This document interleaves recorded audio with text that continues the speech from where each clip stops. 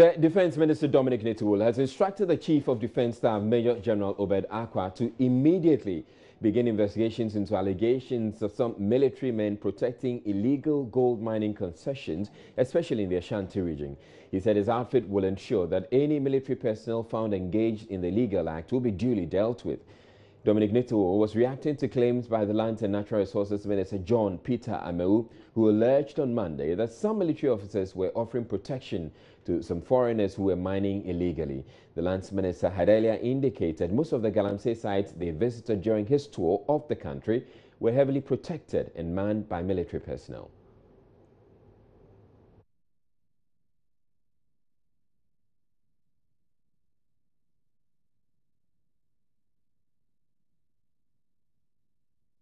What is clear that this fight cannot keep on going alone with the ministry.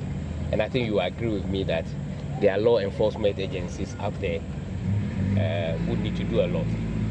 Interestingly, it's been established that the military is protecting an illegality. Nobody can, say that is not true. We've all seen it in most of the sites we visited. The military personnel were stationed there, and this is not coming from my outfit. I tried to check from the Minerals Commission. Minerals Commissions had never on any occasion signed any contract with the military to allow those military personnel to be protecting an illegality. I went to my ministry itself, comes out with all the files, and the ministry had never on any occasion established any contract with the military department to protect an illegality. So what is clear is that the military on their own, whether through the, I don't know, whatever those contracts have been established, we want to use this opportunity to call on the military hierarchy to come and establish and tell all Ghanaians why this time still they are protecting an illegality. And for me, so long as the military will continue to do this, then the fight against an illegality is going to be very difficult for us. A site that has been declared, as an illegal, without license, provisions, have been manned by strong military personnel, calls for questioning. And I think people of responsible positions must begin to answer questions. It is time this difficulty is brought down to its lowest mineral. But the Defense Minister says no military personnel have been cleared to undertake such activity. Drawn to some allegations about some soldiers who are providing security for illegal miners, popularly called Galamsey, by my colleague minister. I've been trying to get him, I'm not able to get him. But I will not want to doubt what he has put out there. What I can tell you is that last year, as part of the problems encountered by companies that were legally entitled to go and do mining, some large scale like AGC, AGA, and some small scale, consulted the previous government, and through the Chamber of Mines and Ghana Minerals Commission, asked, of course, and the National Security was also involved, asked the Ghana Army to at least help them. If you remember the AGC story, where people were chased away and a communication director died. So what the Army decided was that they should sign an MOU to allow them to be able to provide security in those areas. And that's precisely what is currently ongoing, that the Army has tried to assist in bringing security and warding off illegal miners in areas that have been allocated to the people who have the license to do the mining. The Army has not authorized anybody.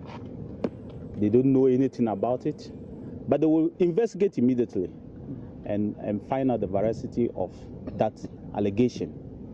And it is about Galamsey, that is those who are doing illegal mining. And I can tell you that the Army will not get involved in it. They are not aware of it. But when anybody is found out to have acted in contravention against what the Army directives is, that person will be taken through the due process. First, through the Army processes, disciplinary processes, and of course, the civilian processes. That I want to assure the nation. And I've tasked the Chief of Defense Staff, and he has also tasked the Army Commander, the Chief of Army Staff, to investigate it immediately and bring all the evidence and facts available to us for the government to take a decision. Now, moving forward, the government will take a decision on whether to continue with that old arrangement or not. It has its security implications for the investors. So I will not readily be able to stand here and say that we are going to pull out the soldiers who are giving cover to places like AGC and other strong, Newmont and co. But the government will take that decision in due course and will communicate that decision to you. We are the Defense Minister Dominic Nyetul, and staying with Galamsey, Chinese Galamsey kingpin Aisha Wang, charged with engaging in illegal mining, was driven to tears when the Criminal Division of the Accra High Court adjourned her bail hearing. Aisha Wang and 4 other Chinese nationals were arrested in Kumasi on suspicion of engaging in illegal mining and brought to Accra for trial.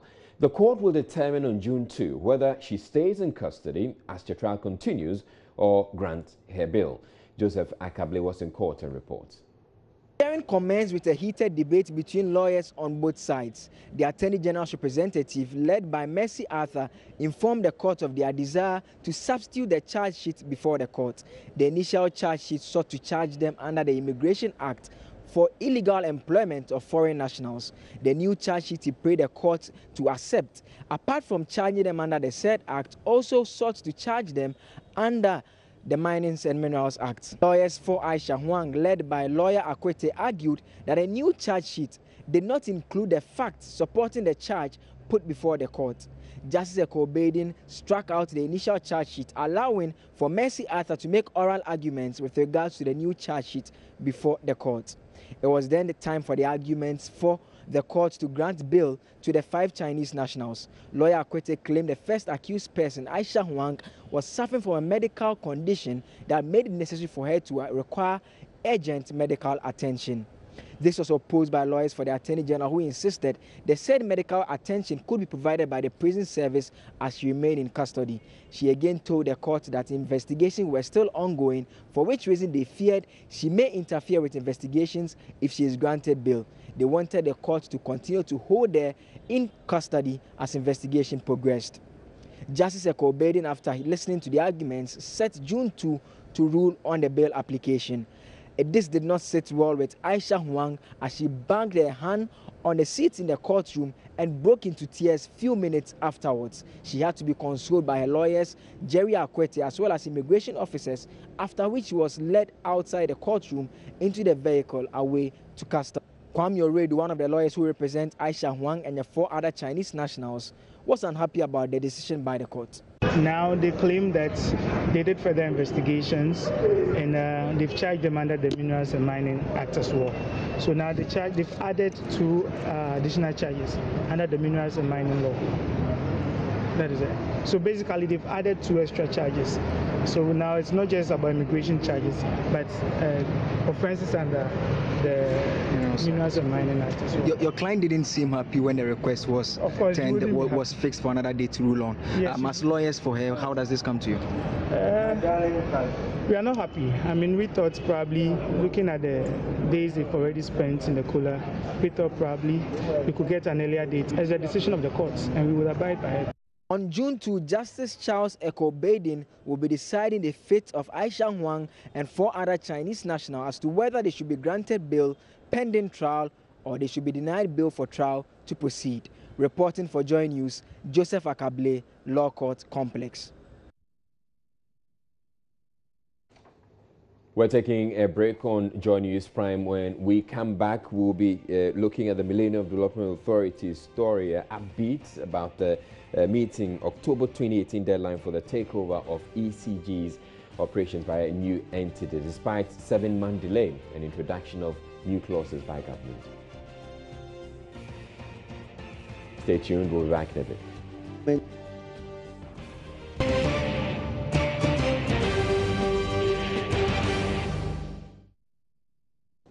Now, government has formally presented to the companies likely to eventually take over and operate the Electricity Company of Ghana The changes are once incorporated into the terms and conditions of the future agreement, and the initial terms agreed under the compact with the Millennium Challenge Corporation of the U.S. The concessionaire will take over ECG for 25 years. The Akufo-Addo-led administration, however, says it now wants the concession arrangement for just 20 years. Energy Minister Boakye Sherwanteng-Jarko told a meeting of the 6 shortlisted companies and other potential investors here in Accra, government also wants majority Ghanaian ownership in whichever company would eventually be selected. Indeed, in line with the government's desire to grow the economy through the empowerment of the Ghana private sector, we have requested changes in the private sector participation arrangements to allow for significant Ghanaian private sector participation. In that regard, President Nana Addo Dankwa Akufo-Addo, during his May Day speech 3 weeks ago, communicated government's position on the structure of the ECG PSP transaction. These include 1. 51% Ghanaian ownership in the company that is granted approval to proceed with the ECG PSP transaction. 2. No involuntary layoffs of ECG staff during the term of the PSP arrangement. And 3. A 20-year term instead of 25 years. We are seeking the best qualified and willing private sector partner with the adequate financial capacity and the right experience to partner with ECG to help revitalize the power sector as a whole and ECG in particular. He reiterated government is not selling ECG.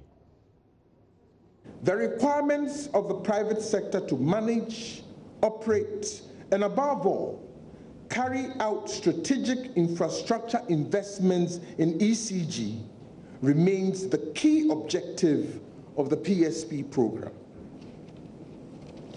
I wish to re-emphasize the fact that the government is not privatizing ECG.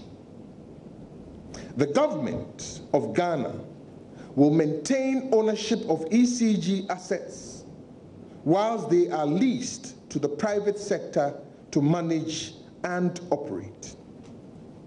We require, nay, we insist that the private sector partners make investments in excess of $500 million during the first 5 years of the start of the lease agreements. The changes to the agreement tabled by government should ideally make the deal less attractive to the companies. The chief executive of the Millennium Development Authority, however, tells Joy News the initial feedback from the shortlisted bidders regarding the changes is positive. The bidders' conference is also being held some 7 months after it was initially planned. But engineer Ora Safo says they remain optimistic the October 2018 deadline for the new company to take over ECG will be met. We'll have one-to-one meetings with each of the bidders where we'll go through each of the terms. We'll also find out if they have got any issues and we'll discuss in detail. But based on initial discussions that we've had since yesterday, things appear positive, but we need to meet some more and see how things go. Originally, we had projected to have this bidders conference in October last year, and now we are sitting in May, so we are talking about more than 7 months. However, the timeline is that we need to have financial close of the private sector participation by early September 2018. And that has not been affected? That has not been. That is a deadline that will not move. Now, if we do not meet that deadline, then we will lose the second tranche of the Millennium Challenge funding in the sum of $190 million. We are working to meet that deadline, and as it is now, that is what we are trying to do. Right, so between now and the September 2018 date you're looking at, what are we expecting to happen? Between now and September 2018, we are going to have another bidders conference. Bidders are going to do due diligence of ECG facility committees assess and everything. At the end of the day, they will send in their comments. We'll issue a revised RFP based on the addenda that have been issued, and then hopefully by October this year we will receive their proposals. These proposals will be evaluated. They will then will go through a set of approvals, that are required, meaning approval by MEDA board, approval by cabinet, approval by parliament, and then by April 2018 we are required to sign, or government will sign an agreement with the selected concessionaire. Then the concessionaire will start the process of taking over. And then by September 2018, there will be financial close of the transaction so that by October, November, they can take over finally. Now, some of the things that have come up in as far as the workers union of ECG are concerned, has to do with, one, job security, which is something that government is looking at. They've also been arguing that we need to have some Ghanaian, participation in it, local content participation. Now, that has also been happening, being included by virtue of the fact that we have this 51% majority stake. But the other issue that's outstanding, which you've explained before, but I'd like you to clarify, has to do with the Article 7.1 issue. Please explain that to us again. Well, there is some misunderstanding around Article 7.1. Let me explain that the Article 7.1, which talks about how we deal with conflicts between the compact provisions and domestic law, seeks to address two main areas. It seeks to address the issues of procurement, and it seeks to address the issues of tax. To ensure that, because under the compact, we elected that we will go by the Billion Challenge Corporation procurement guidelines, and that is what is being used in all the procurement activities that have been done. And under the compact also, there are provisions on tax, and so it's set to deal with that issue. Now, but based on concerns that have been raised, I think there have been discussions with Billion Challenge Corporation saying that implementation letters will be issued to explain and delineate what Article 7.1 means, and I believe that that will address the issue. So who will it address the issue for? Will it address the issue for the workers who are raising the concern, or for the bidders? It will address the issue for Ghana, because the concerns have been raised by Ghanaians. Ghanaians thought that the way that provision is, it meant that the laws of Ghana were subordinate to the laws of the United States. No, in fact, the compact is not based on U.S. law. The compact is based on international law, and what that provision said was that in the case of conflict between the compact provisions and domestic law, then the compact provisions will prevail. Now, so these implementation letters will seek to explain that and make everyone comfortable with the arrangement. Meanwhile, in the first ever interview by management of the Electricity Company of Ghana on the MCC Compact, the state electricity distributor says it would continue to cooperate with the Millennium Development Authority to ensure a turnaround in the company's fortunes. ECG workers, through the Public Utility Workers Union and other avenues, have made it clear they are not happy with government's decision to give out the company to a private entity. Acting Managing Director of ECG, Samuel Boakye Appiah, in an exclusive interview with Joy News, says though management proposed other ways to revamp the company, it had to eventually go along with the option government eventually settled on. Everybody agrees that ECG needs to improve upon its present performance, and management, I can tell you, is implementing various activities to address the inefficiencies that have been identified. So there are various options, and the workers' union have presented, options that they think or they consider to be also equally viable, and I think that that has been made known to the stakeholders. In the case of management, yes, we also have made representations, and we presented various options for consideration, but the decision makers, our owner, eventually opted for the single, concession model. Yeah, so it's been that we have made our inputs and provided some alternatives, but after considering all the options available, I think the owner is of the view that the single concession model is what is best for Ghana. So what's the way forward from here after the bidders conference? Yeah, there are still a number of issues to be discussed. If you recall, the RFP that was issued was an initial RFP, and it's yet to be finalized. So we expect that MIDA and other stakeholders would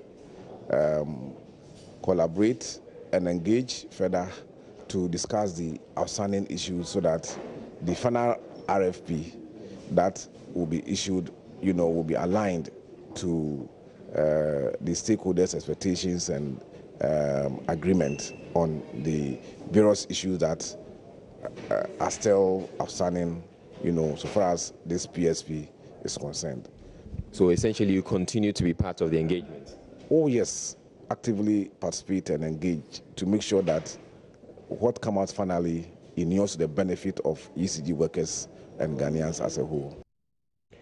The Public Utility Workers Union is ever maintaining its opposition to the strategy adopted by government to turn around ECG, insisting it is yet to be convinced that the concession arrangement is the best deal for Ghana. But General Secretary Michael Nyantakyi says they will also cooperate, hopeful the assurances given by government would be followed through. We have stated it over and over and over that we think that the problems with ECG could easily have been resolved if government had taken certain measures and steps. And we have always mentioned that the non-payment of bills by government, and then the political interference, and then the issue of leadership. If these have been addressed, ECG could have turned over. But these have not been addressed, and now we are being compelled under this compact to go the PSP approach. And like we say, you have already put your hand in a certain medicine. Whether you like it or not, you have to swallow. And that is basically what is happening, that we are pushing and trying to make sure that we meet the deadlines that have been set in the compact. Because the compact is a treaty, and it will not be an easy thing for the new government to say that we are abrogating the treaty. That will not be good for Ghana as a nation and our international image out there. And we have also stated it over and over that the compact per se is not a bad thing. The only thing we saw as not acceptable is the conditionality of giving ECG out to private sector participation. But now that is the decision of government. We have all voted for the government, so we are following the process, but let us all be ready for whatever the repercussions may be. If it turns out good, we'll all enjoy. If it brings consequences, we will all have to endure it. We need to discipline ourselves as a nation and make sure that things are done right. So we wouldn't have been where we are today with this pressure because of the small money the Americans are giving us. So I think that 51% local ownership isn't enough for Ghana. Not a question of isn't enough, but where we had the alternative that we could have worked things out and have 100%, then I will not say that we've gotten a best deal. What happens to be the way forward for POO? Oh, that's why you see us here today.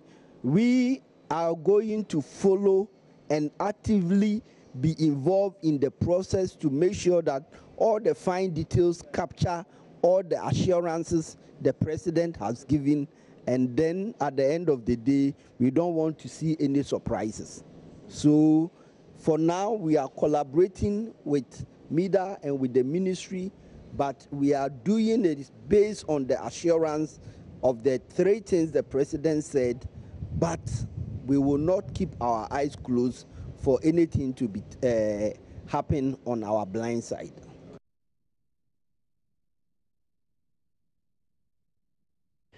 You're watching Joy News Prime. We're taking a break, but still to come in the bulletin. In business, the central bank has awarded 2 more financial institutions the license to operate as commercial banks, bringing the number of banks in the country to 35. I'm sure which banks are these? We'll be back with that station.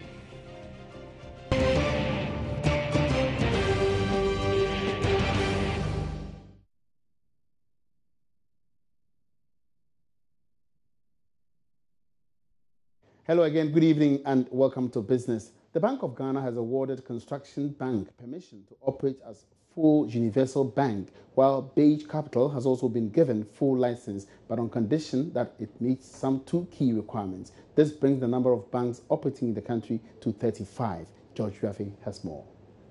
The Construction Bank will primarily focus on financing constructions in the country. The bank has already opened an office at the Octagon Office Complex around Tudu here in Accra. Beige Capital is expected to focus on SME financing. Some analysts have criticized the Bank of Ghana over this approach, especially when it is working to reduce the number of banks in operation with the proposed increase in minimum capital requirement.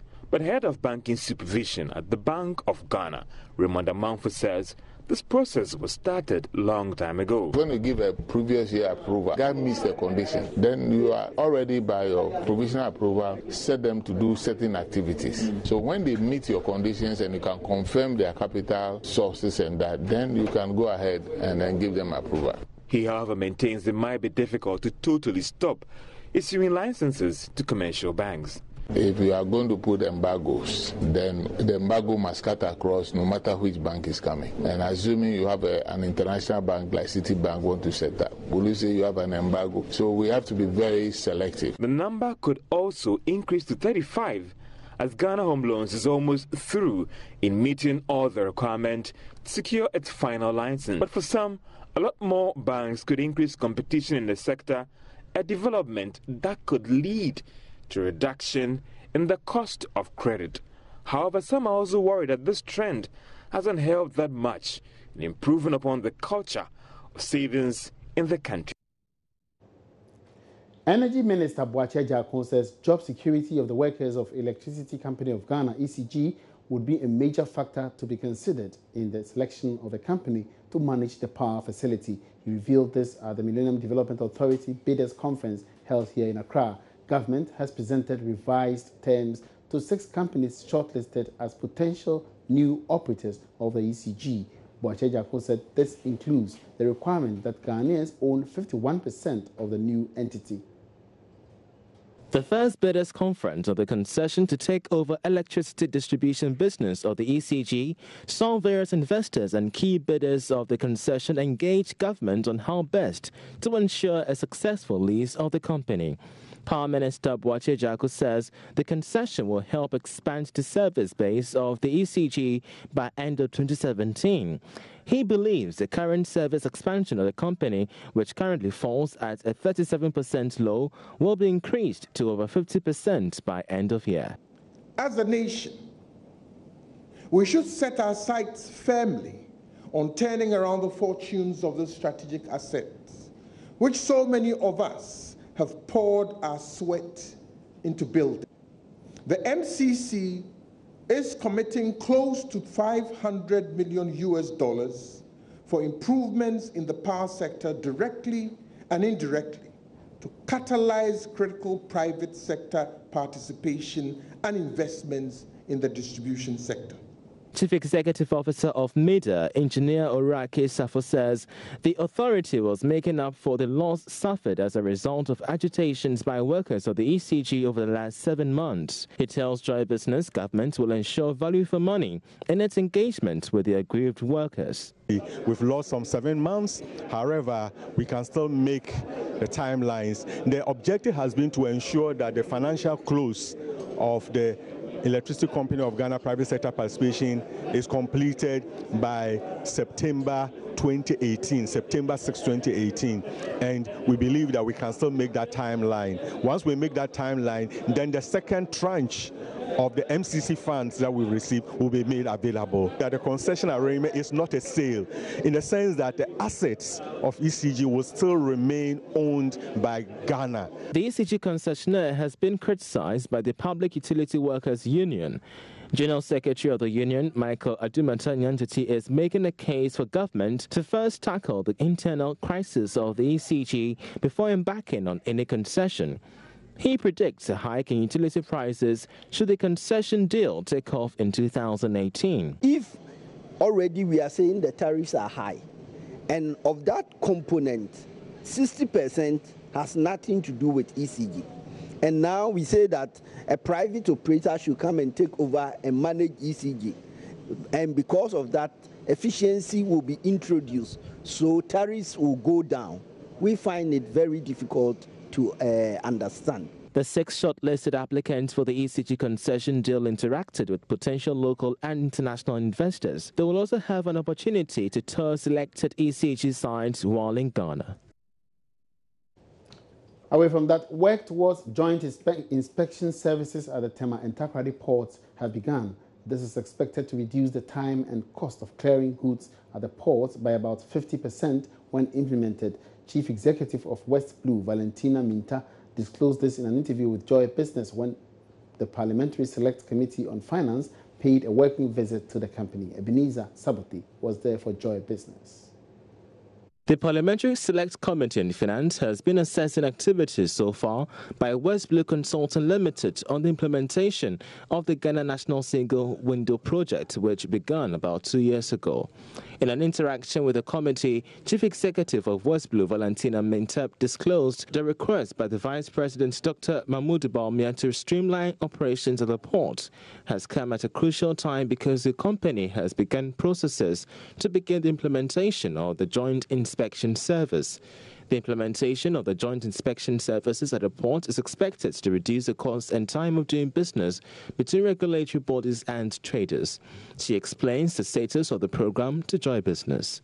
Putting together a national risk management system and a joint inspection tool, IT tool, which will schedule inspections. So if a particular consignment comes into the port, it would look at who are the regulatory agencies who need to regulate that or inspect that. It would also look at whatever risk was allocated to it based on the documents that were provided.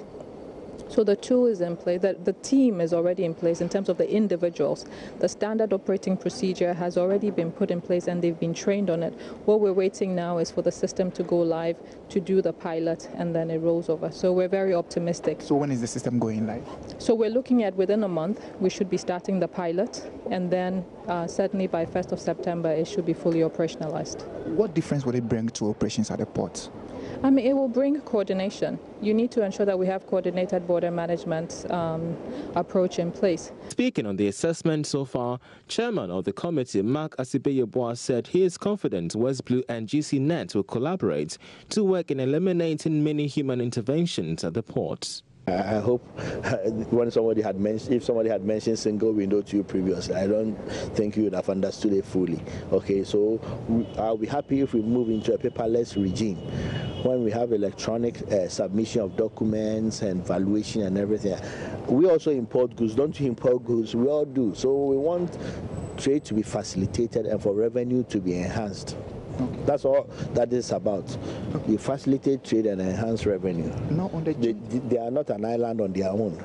All their operations are supervised by customs. So customs should ensure that there is joint inspection, sharing of data, integration of systems, and I think we'll be fine. As part of its programs, the committee will also be meeting with the Customs Division of the Ghana Revenue Authority to dialogue on issues concerning operations at the ports.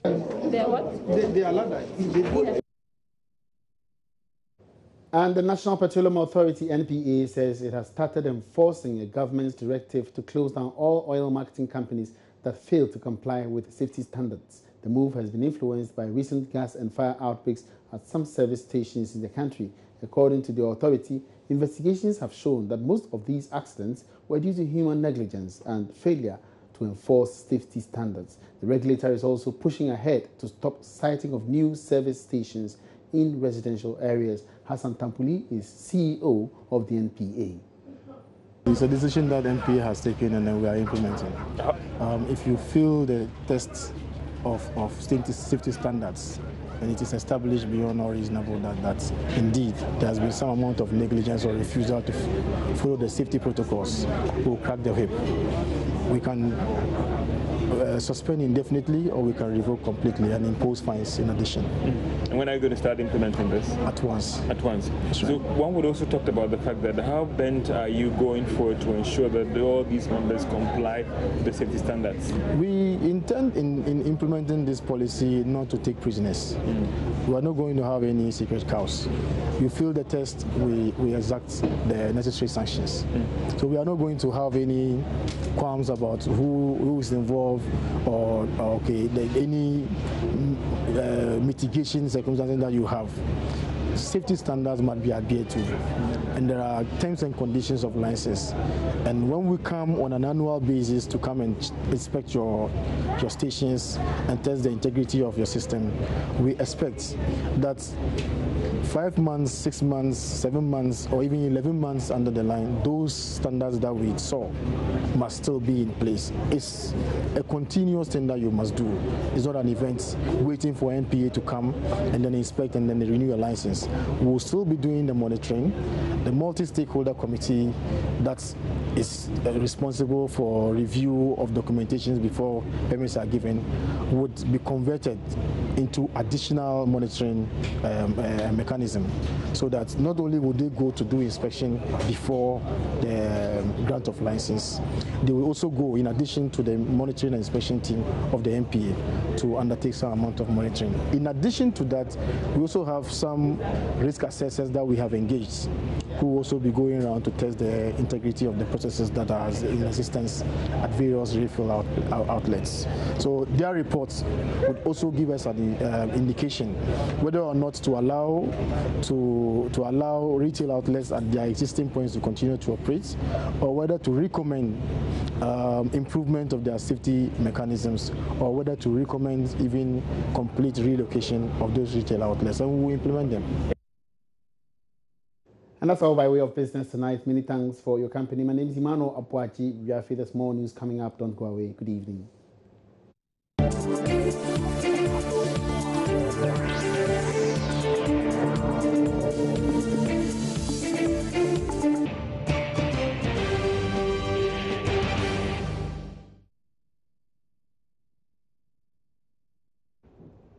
Welcome back to Joy News Prime. Cape Coast High Court has placed an interim injunction on the rustication of some 22 students by the University of Cape Coast.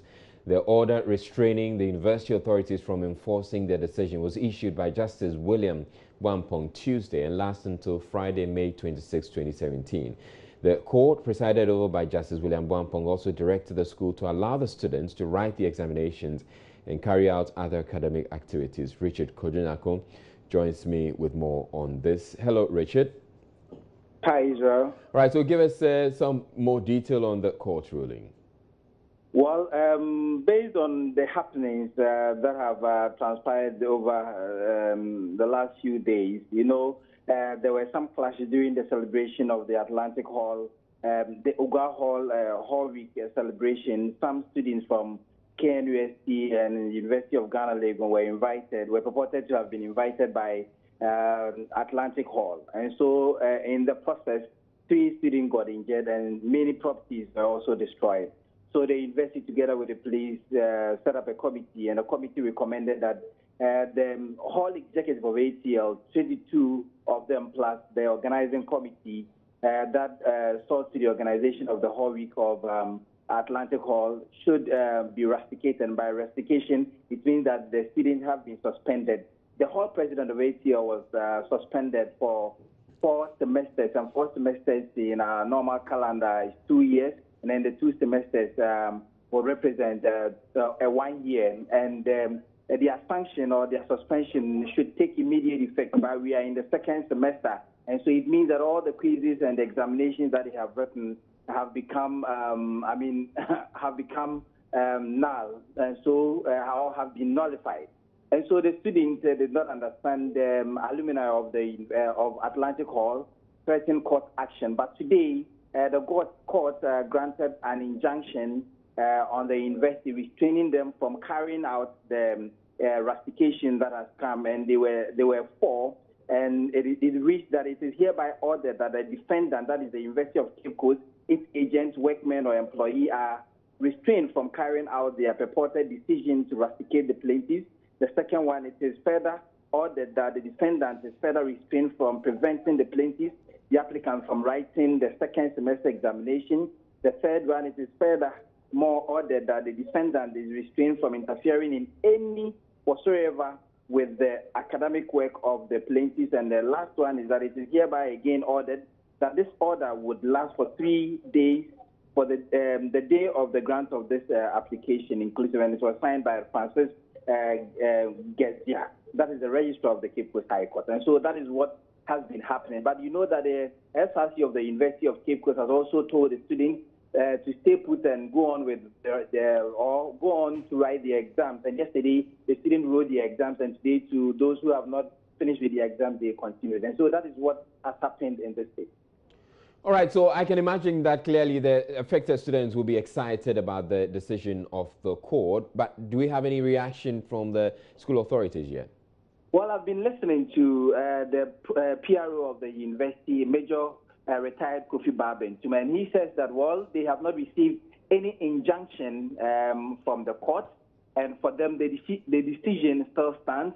The student can go on to write the exams, but the marking will not be done. And so if the students even go ahead to write the exams, they would inform the lecturers not to go on with marking of the script. And so they are the university authorities, and this decision has been taken and is binding on everybody. Right, but it's binding, except it's binding for only 3 days. Do we know what the students intend to do after the 3 days? Well, I also spoke with some of the students that went to court, and they told me that the substantive matter still holds because they feel that the decision by the University of Cape Coast is unreasonable, is irrational, and it was fraught with some procedural improprieties or procedural wrongs. And so that is what the students are banking their hopes on. They feel, some of them said that they were not invited before any committee, and they have not also been served formally by the university, and so they feel that it breaches their fundamental human rights and the rule of natural justice. All right, thank you very much, Richard Kojo-Nyarko, bringing us that update from Cape Coast. Now, former Health Minister Alex Segbefia has admitted that there are several unanswered questions about the massive inferno that raced down the Central Medical Stores at Tema 2 years ago. Government is yet to prosecute 12 persons found culpable following investigations into the fire. The 12 were officers of the CMS identified by National Security as being part of a network involved in the systemic theft of large quantities of medical supplies and irregularities in procurement and allocations to health institutions. Alex Segbefia, who was health minister when the 12 were identified for prosecution, tells my colleague Elton Brobe there are still many unresolved issues. The Central Medical Stores incident was an unfortunate one.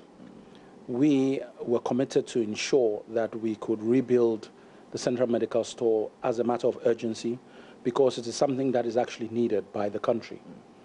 However, you need to build a pharma-grade warehouse, which is not your standard building that you normally have, because you're dealing with pharmaceuticals, some of which need some level of refrigeration when brought into the country. And we priced it over a number of people who were involved in trying to get it. And we had prices ranging from 7 million up to anything up to 18 or 19 million, depending on the size of warehouse you needed to build.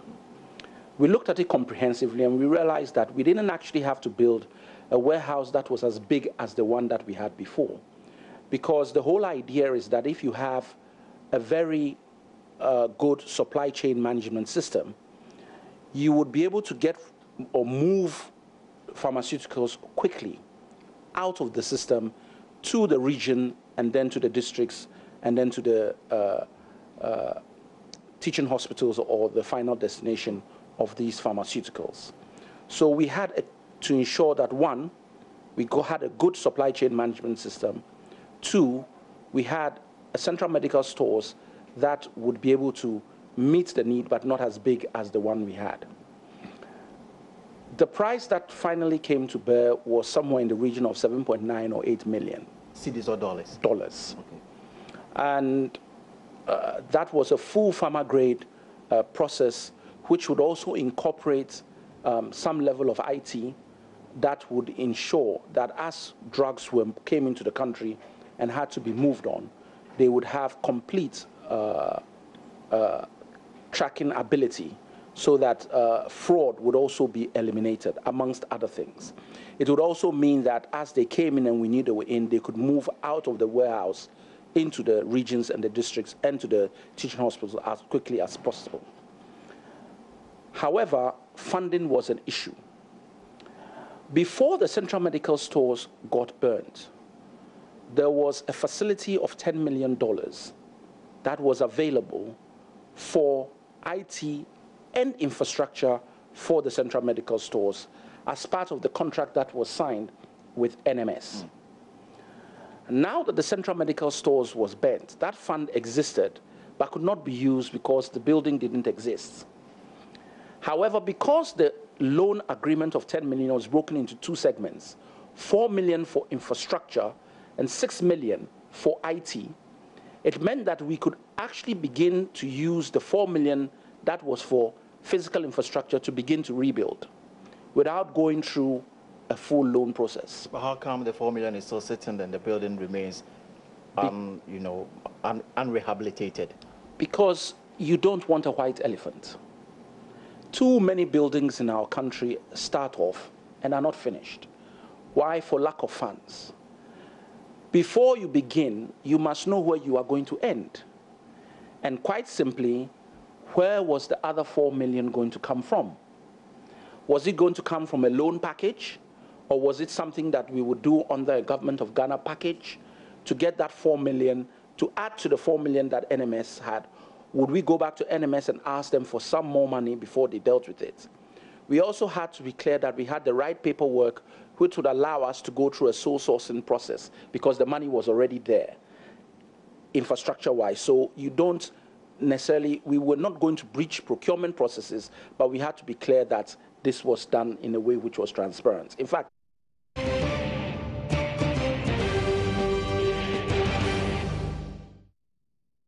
the police administration says it has identified a syndicate involved in vehicle fraud across the country, particularly in capital cities. The Deputy Director of Public Affairs at the Ghana Police Service, DSP Sheila Kese Abeye Bachman, was earlier on the polls and explained how the syndicate operates. They operate in, at least I can talk about 3 forms. One form is where they have their own vehicle for sale. So they put a phone number, they advertise a phone number as in a contact number to call. They either do so on the car itself or they do so on any of the internet online marketing sites that host these advertisements. So a person who is interested in would call, and then the receiver, who is now the seller, would tell the person to meet at a vantage point. And it's usually a public place like a fuel station or sometimes even a mechanic workshop. Never a dealership, a known car dealership. Or sometimes even by the roadside. They would give you the opportunity to examine the car and even allow you to test drive the car. And then when you have shown interest, another person would come in. Either the person would come in the same day by being introduced by the seller as the real owner, or let's say as a husband or wife of the owner. So these are not just men, they are men and women.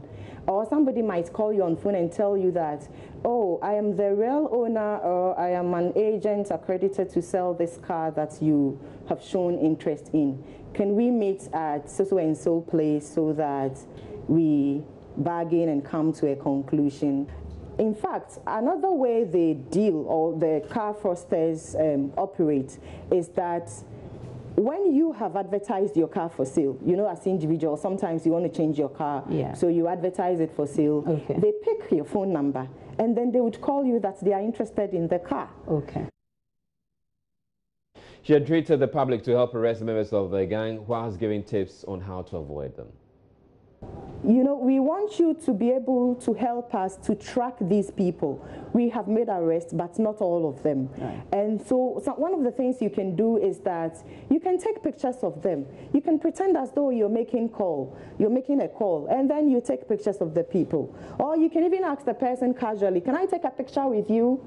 And then you take a picture of the person. And then when you're going to make payments in such matters, insist that you would first want to verify with the DVLA about the documents covering the car, because they almost always turn out to be fake. Okay. Either they have changed the chassis number or the vehicle is just non-existent. They use car numbers that are not real. Okay, but in the case where the vehicle is not registered, because in most cases that's what happens. It's not registered. It has a DV number plate. How do you verify? You can check from customs, but that is not the only thing you have to do about the documents. That's why we are saying that be careful. Let the price alone put you on notice. You can even get other people to accompany you to make payments. You can also insist that the people come to your office or your location, because that way it becomes difficult for them to bolt with your money. But as partners in the fight against crime, we want every Ghanaian, every individual living in Ghana or even outside Ghana who has information about these people to alert the police.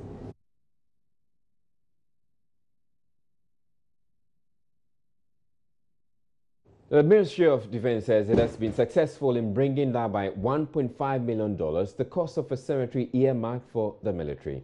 The Defense Minister sometime last week ordered a probe into the cost of the new Burma Camp Cemetery, which will serve as an alternative to the Osu Cemetery. Deputy Defense Minister Derek Odro says the ministry reached the agreement with contractors of the project on Monday, and that it will now cost $4.5 million, down from the initial $6 million. On what possibly ballooned the cost of the contract, which was awarded 2 years ago, the Deputy Minister explained the contractors had initially planned to asphalt the walkway, but will now use concrete. We go to the sites where the military cemetery is being constructed. Now, we got to know that sometime about 1 or 2 years ago, that one was given on contract, and then it was $6 million. That is the construction. The wall, the car park, and then a room for caretakers, costing $6 million. We thought it was on the high side. And therefore, we called the contractor, and then the other stakeholders who came and briefed us. Now, I bet you it was, I think yesterday, that they met us at the Ministry of Defense, and believe you me, the amount has been revised to $4.5 million. That's the contractors reviewed? The contractors have reviewed the cost of the project. Now that, so some other changes have been made, and that made it go down as we were told the other day. So that is where we are now. It has come down. I said, okay, if you can review it, then further review it, and then we see value for money. Because we think the construction of this small project will not cost so much. They said that the walkway, they were to do it with asphalt. They would do it by asphalt, but now it has been changed to concrete pavement, and I saw no difference between the two. But we are happy that it has come down to $4.5 million United States dollars. But we said, okay, we'll meet on it again. They should go and look into their documents and see where we can make savings so that we'll have a value for money to that job. The Coalition of Unemployed Veterinary Technicians in Ghana is calling on the government to immediately close down the Animal Health and Production College at Pong Tamale, because authorities have for the past 6 years failed to employ the already trained technicians. The group made the demand at a news conference at Sunyani in the Brunhafu region. They also want the Ministry of Food and Agriculture to get them employed as soon as possible. Correspondent Nestor Kafuya-Joma reports. The Coalition of Unemployed Veterinary Technicians is a group made up of 579 graduates who passed out as veterinary paraprofessionals from the nation's only veterinary college at Pong Tamale. Members of the coalition have successfully completed their professional studies but have not been recruited as required by the Ministry of Food and Agriculture. The group in March this year obtained a permit from the police to picket at the Ministry of Agriculture, but officials intervened to stop the action. According to the Coalition of Unemployed Veterinary Technicians, it is unnecessary for the Ministry of Food and Agriculture to continue training more people as veterinary technicians, whilst there is a backlog of 579 unposted technicians across the country. Daniel Amwako speaks for the coalition. Why has it taken the whole ministry years to secure financial clearance, but other professionals trained by system ministries are consistently being posted? Is MOFA not aware that the veterinary nurses in Ghana or the veterinary nursing profession is corrupt for lack of staff? They are aware. If the ministry and by extension government of Ghana does not meet our services, then Bonkame Animal Health and Production College or Veterinary College, which is the only college in Ghana that trains veterinary nurses, must be closed down. Because we don't see the reason why they are training us and they don't employ us. Daniel Amwako further stated that failure by the government to get the veterinary technicians employed has serious public health implications on the society. President of QVET Ghana says the coalition will picket at the Ministry of Food and Agriculture without any interference if nothing is done about their situation within 21 days. I think we have been through a lot, from the petition delivery and then taking permit from the police, and then we were stopped from there and we were called to the Veterinary Service Directorate. We sat there with the meeting and all that. So now we have up to middle of June. They gave us 52 days, and that was middle of June that time was last. So when they get to that time and nothing is done about it, no posting, nothing, no financial clearance, nothing, we are left with no option than to also go and begin to sleep at the Ministry of Food and Agriculture. Since time immemorial, we have never had anything of that sort, any demonstration being carried out by agricultural colleges in Ghana. We'll be the first one to do that. All right, thank you very much, Aisha and Ms. G and everybody else who contributed to the bulletin. My name is Israel. Thank you very much for watching. Have a good night.